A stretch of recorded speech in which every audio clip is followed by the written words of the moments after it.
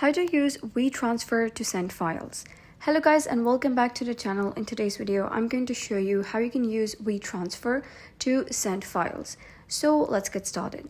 First of all, you're gonna head over, open any of the search engine you have. If you're using your mobile, then you're gonna head over to the Google Play Store or App Store and download Wetransfer application. So what you're going to do is simply search for Wetransfer, and this is the application or website you need, that is Wetransfer. So once you click on that, you'll be redirected to an interface like this. So you're going to simply log in using your Google account or any of the email you have. So if you wish to send any file, you're going to click on add files, or you can also add any folder and send that. So the benefit of using Wetransfer is that you can send larger files using a single link. So the file will not take any of the storage from your own personal accounts.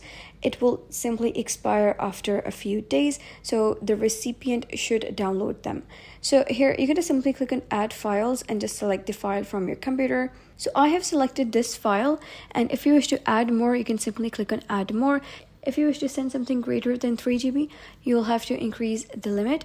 And here you'll be able to see your email. You're going to give it title, and then you're going to click on these 3 dots whether you wish to send through email or generate a link.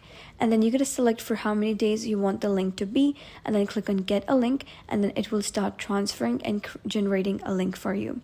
So just wait for it to get completed. Now after finalizing, you can simply click on copy link and paste this specific link and send it as an email or message to someone so the recipient can open it and download. And that's it for today's video. If you found this guide helpful, give it a thumbs up and don't forget to subscribe for more helpful tutorials.